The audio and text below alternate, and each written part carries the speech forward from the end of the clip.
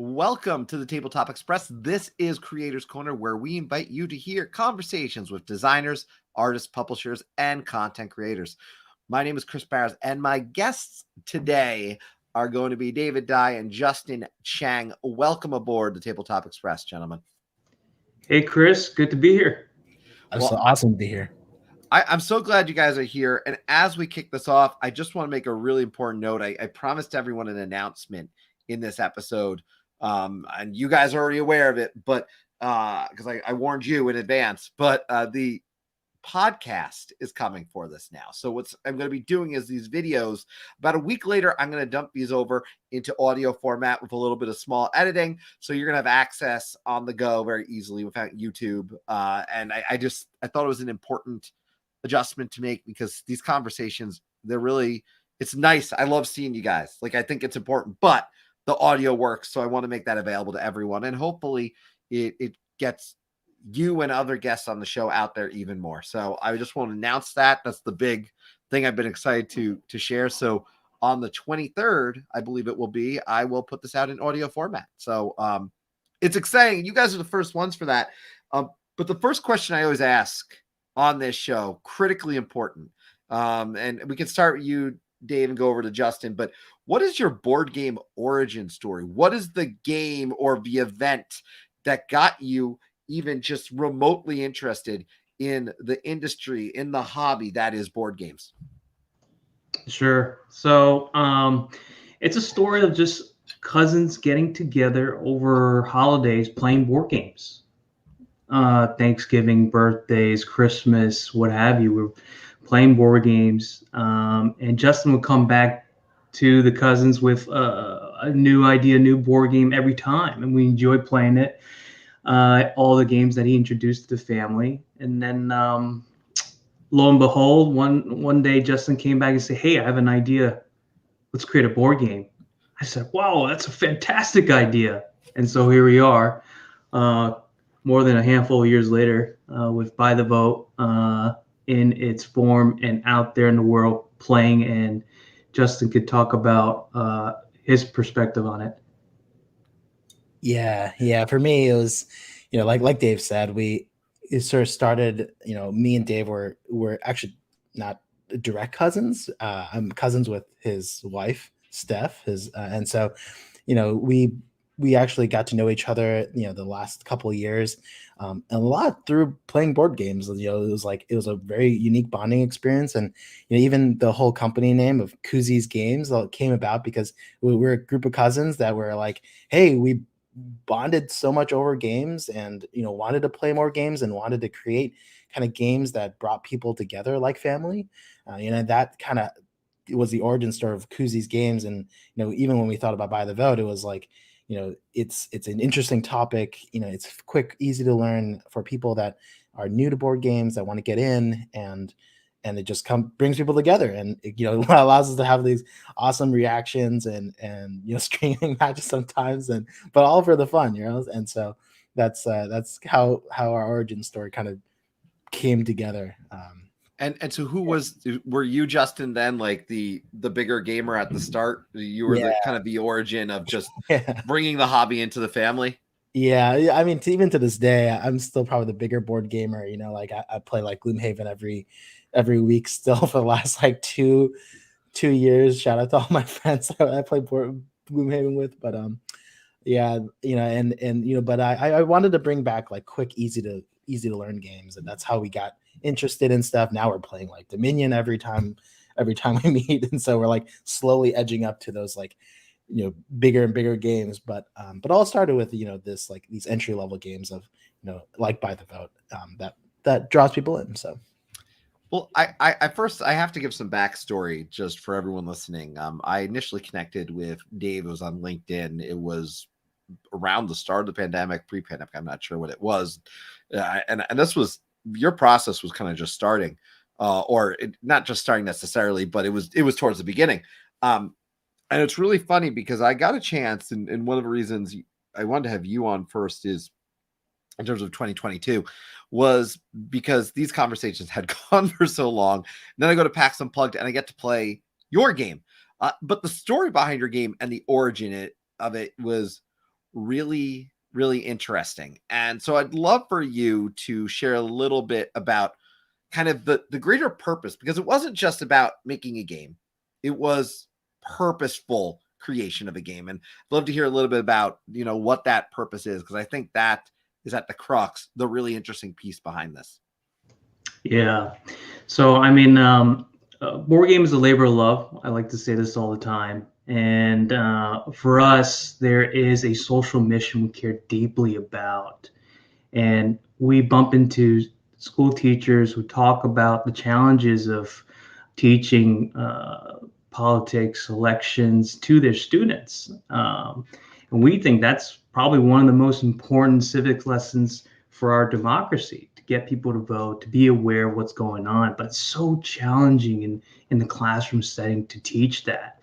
And so with everything that's going on in the world, you have to create a game that allows for the teachers to introduce that topic in a fun manner, in an engaging manner, where we're not here to say what's right, what's wrong. We're here to hopefully allow those conversations and awareness to happen. Justin, anything out there? Or Yeah, Chris? and just before Justin chimes in, I do want to say, I think what's one thing that's interesting is, because I was talking with you both before this really was based a little bit pre-2020, but it's also an evolving factor, because now as you look ahead, and the conversation educators would have when talking about the game are, well, electoral columns change, because even in the game itself, technically 2024, whatever the next big election that maybe people want to highlight, you're dealing with different electoral votes. So it's, I think, a very interesting conversation. And I can imagine you've had some good reactions from the educational community, as you've mentioned. I think you've shared one or two experiences with me at PAX Unplugged. Yeah. I mean, even I think this past summer, we've been actually partnering with. So I live in Massachusetts, in Malden, and we've been actually partnering with, some of the locals here, and I've been meeting with people in the mayor's office as well. Of like, hey, like how could we potentially get games out into some of the schools, and just to see how things are. And even as I was playing this game with locals, and over the summer we had these like Malden festivals in the city every other week, and I had the games out there and was playing with people, and just got awesome feedback from like students that played it. We partnered with the teen center and got some games there, and like they played it and they were like, wow, this is such a fun game. But also, it kind of inspired a lot of conversation, and they actually talked to their social studies teacher and government teachers about the game as well. And so there was like a really cool like conversation piece that was going on, and we've had teachers also buy the game as well, and in hopes to kind of bring to some of the classrooms. But even for us, I think taking the social mission even further, we wanted to we even run some campaigns where we try to give games away to teachers, because we know how challenging it is for teachers to get material, to get like games in their classroom, but to try things that a lot of times they have to buy out of their own pocket, and they don't have the the superintendent to back them up. And so we wanted to also try to get some games out to them, because knowing that it's tough, it's one of the toughest jobs out there, being a teacher. Yeah. And so partnering with them, I think, is a big mission for us too. Yeah, it in short has resonated very well with the schools and the teachers. It just highlights how board games, as fun, and you can derive a lot of fun and joy from board games. You can serve as a tool for educational purposes. And when you're competing with attention from the TikToks and whatever is on kids' phones these days, having something that's engaging and fun is how you do it. So education through gaming. You hit the nail on the head as far as I'm concerned. One of the whole reasons when this channel started was because I wanted to talk more about the value of games. So I love that you're working through that, and that's part of the mission behind it. Talk about the process of getting the game out, because I know it wasn't always easy to get this out there. You had to do a lot. You had to put in a ton of effort, and you had to do things at some points just on your own. So talk about that journey of making this a published product that people can buy, from you, and that is making its way into classrooms now. Yeah, I can go first. So, I think when we started this process, I think, everyone that we to meet Dave and I talked to, they were like, go to publishers, sell the publishers, and I think for me and Dave, we come from a more like a more business background actually. So I'm a product manager, and Dave is he works at a hedge fund, and so like we're I think we're two guys that really love board games, and we wanted to see what it was like to bring it to life, and we're just so amazed by the community, the board game community, right? Like the amount of help and contacts we got, and even to this day, like people are still reaching out to us and saying like, what does it take to bring a game to life? And Dave will talk a little bit more about that, about the whole process, but I just wanted to throw in, just how amazing the community is, and if people listening to this podcast ever want to create a game too, like reach out to us. We're always happy to pay it forward, and just divvy out all of our learnings to people. It's just been an awesome opportunity. Yeah. Dave, you want to talk about the process? Yeah, I mean, we play tested it 500 times, went to, I don't know, in total 10, 12 cons between two of us, and just hours of grind and iteration and just fine tuning. I think at this point we probably play the game 1,500 times, and that's not an exaggeration. But you have to iron out all the kinks, and so it was a lot of ground. And I think when we give advice to all the people that reach out to us, there's a lot involved beyond just creating the mechanics of the game. There's shipping, and there's logistics. There's not going bankrupt on Kickstarter, and then the whole Kickstarter process. And so we get a whole bunch of folks who sees our success on Kickstarter and say, "Oh my God, how'd you do it? How'd you do it?" And then we explain how much work and how many years it took, 2 years in the making to get that going. Then they fully more appreciate how much it goes into it. But it's a labor of love, and it's the social mission that we care about that kind of powers and fuels us. Talk to me a little bit about when you're going for your process of trying to design this, because we've obviously hit hard on this social mission, but the fact is it is a game, and you're designing a game, so you do have to pick the mechanics of it. So how do you go about the process of making this, say, an auction style game, as opposed to a card-based game or a deck builder? That is a clear choice. And I think it obviously works very well. I think the auction style, it lends itself perfectly to this, but that's still a decision that you ultimately have to make.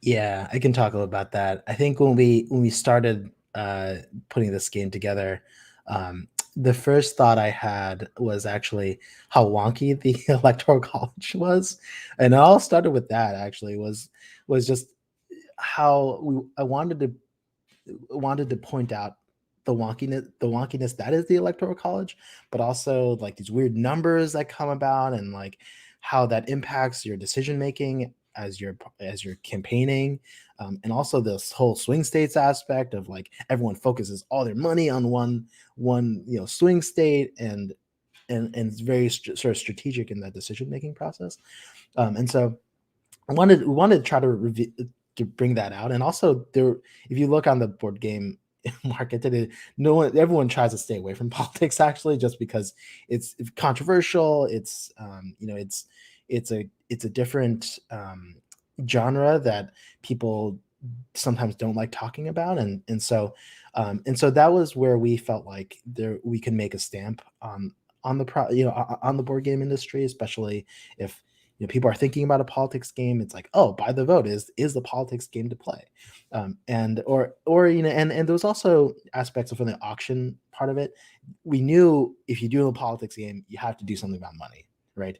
That's like the way to go. And when you're also talking about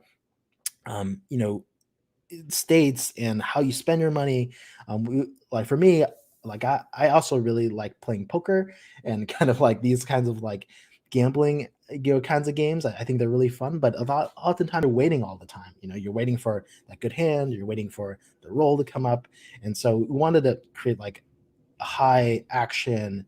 Everyone's making decisions at the same time, no turns. Like you're auctioning, you're waiting to see what people are gonna do, and it just like all the action constantly. There's like tons of action all the time, and so that's kind of how it came about. It started with a theme of like politics, electoral college, and then it had to be about money. And we wanted there's not that many auction games out there, not that many good ones, and so we wanted to kind of put our stamp there too. I was gonna say too, one of the things I noted with it is it's not like this game connects you to a party. It's just saying you're trying to win the election.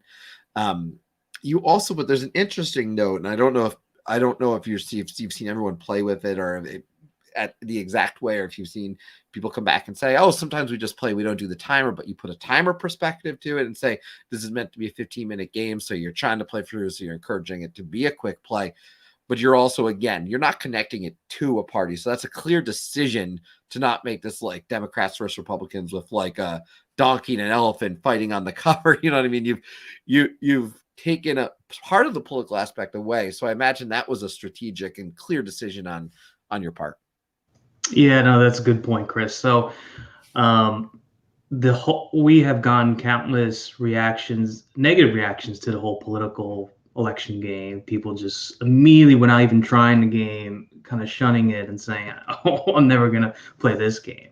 And the ones that we managed to convince to just sit down, it's only 15 to try it, they walk away and say, oh my God, it's a fantastic game. I didn't think about politics or election, politics at all throughout this. It just goes by so quickly, right? Because there's so much action every turn, and there's no waiting. There's no waiting for someone else to do something. Everyone's simultaneously reacting and thinking and in the game, in the flow.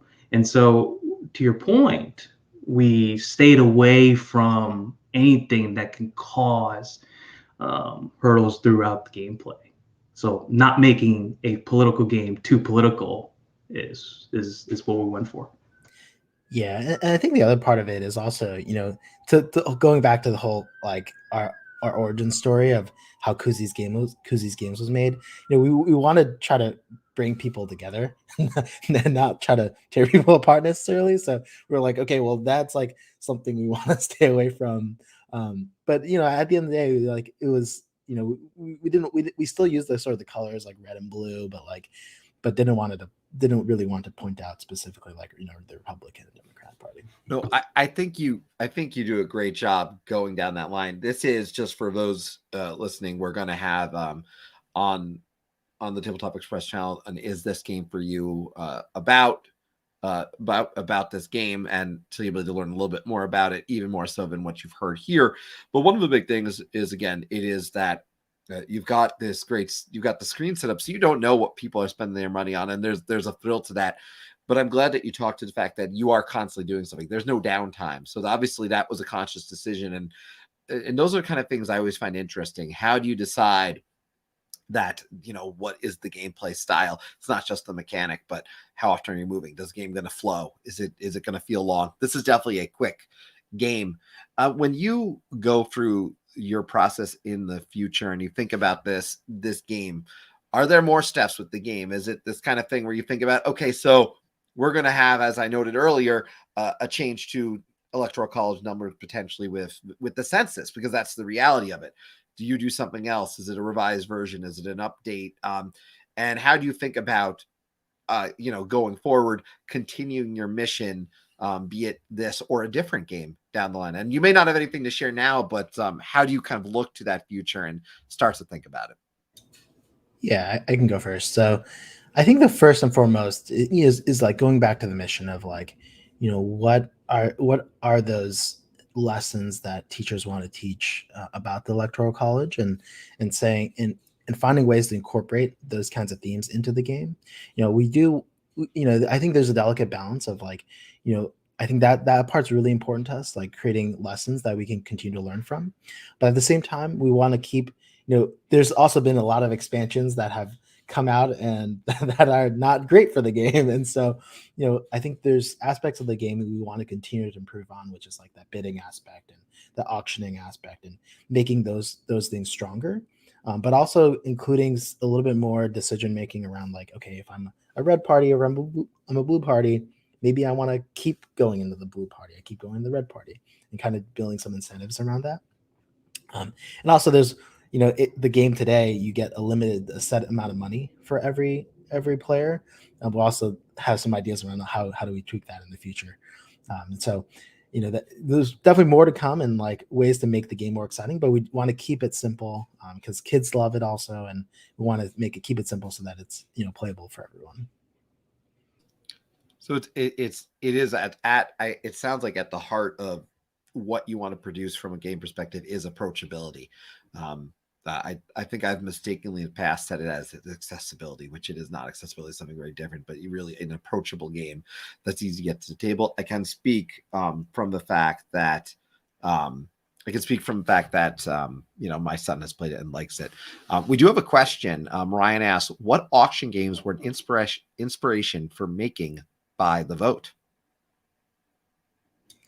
Yeah, there's a couple of games that I really enjoy. That was kind of the inspiration of By the Vote. There's three in particular. I don't know if you ever played Cosmic Encounter. That was like the first one of like the whole reveal aspect. We wanted to do that's where that reveal aspect came from, like the action and like everyone revealing how many ships you put in, and it's like, okay, well, I got, I played a 10, you played a 40. It's like, oh crap. And then there was also aspects of like no thanks that I really enjoyed, of whole like passing it on, putting a coin on. And the early iterations of it was like we're finding ways to like try to pass it around, but we ultimately came to the whole reveal aspect. And also like For Sale, the whole auction was another auction game that was also pretty small, but we also like try to take pieces of that where it's like you had money in your bank to kind of put out. And I mean, obviously we can't forget poker, the whole idea of like the poker aspect of like, pushing your limits, like risking, that was also a really big part of it too, as well. I will say there's one game that I'm reminded of from an auction perspective called Warehouse 51. It's from 2015. It is not particularly highly rated. I think on BGG it's around a 6.5, like it's somewhere in there. But what fascinated me about that auction game in particular is it was the money moved around. So like if you spent money, it ended up going to another player. So you're paying another player in the long run, which it's really interesting to see how people use auction style in different ways. So I think it's fascinating to think about those games that do inspire us. Just for fun, a few things that I do want to cover. I think I would definitely say to folks, please, first and foremost, go check out By the Vote. If you have educators who you think would benefit from it, I know that Dave and Justin would love to hear from you, and they'd be happy to share more. This really, it is an interesting, really way to talk about that electoral college. I myself can say that we did do that with my son, and so I've seen that in action, and for me, that stood out. It's an interesting way to say, this is really how we vote. And yes, this is really how we do it. This is the process. But we're here and we're talking about games. I'm wondering, do you have any, it may be Gloomhaven for you, Justin, I'm not sure, but do you have a favorite board game? Oh man. I think, and Dave can go after me, but Gloomhaven has been one that I played for a long, long time. And it's probably the most amount of hours I spent. I know. And then I think the other game for me really is like Cosmic Encounter. Just the amount of how the characters that you bring in changes the rules of the game, and how you play through with this like almost like a base set of rules. And as you bring in new characters, it changes the game every time you play. I really, really like that aspect. And also Coup, I think, the whole aspect of like you're playing, against your friends, and depending on who you're playing against, the game is kind of different. That's very, very similar to By the Vote, right? Like you're playing against the players. And so and how they're spending their money. And so that was a huge aspect of the game as well. So those are probably some of my favorites. Dave, you want to go next? We've been playing a lot of Dominion, and it's really about the people you play with, and that just seeing their reactions and the struggles sometimes. Bonanza is another one. Bean Plant thing, Bean Trading. I love that one. We played a lot of Clank. We got to get back to that. But really, for me, I just like getting whooped in a good way. If someone plays a really good strategy and whoops me hard, like I respect that. That kind of drives me to play again. So I like a good whooping. Me getting whooped. I have a deep respect for that, because my favorite game, my number one, I just checked BGG the other day, and I was looking at how I've ranked things. And my rankings need some updating. It's really clear. I was talking to the kind of the co-conductor of his channel, Ryan, and I was basically saying, yeah, here's my rankings. Got to look at these a little bit, because I'm not sure when the last time I touched these are. But my number one is Scythe, and I win 1 out of 10 times at best in that game, but I love it. And as I've gone on record on this channel saying before, but since it's technically the first time it's going to be in podcast format, I'll repeat it. I am awful at Quacks of Quedlinburg, but I love the game. I have never won. Not once. 12, 13 plays, never won. It's fine. My family loves it. And I think that's what we go back to. And I get this wonderful vibe from both of you on that, which is really, it is about that enjoyment. You mentioned Clank, Ryan pointing out that Clank is great. It is great. I'm a Clank and Space fan. The legacy version I've played one game through, one play of only one game in, so that one I've been enjoying. But some good recommendations there. Speaking of recommendations, before I let you both go, I know you've kind of said this, but if you were to give one word of advice to that aspiring designer, that aspiring artist who wants to do something and create something for enjoyment, what advice do you give? We'll start with Dave, and then we'll jump over to you, Justin. I was going to turn to Justin first, let him go first on that tough question, but I'll take it.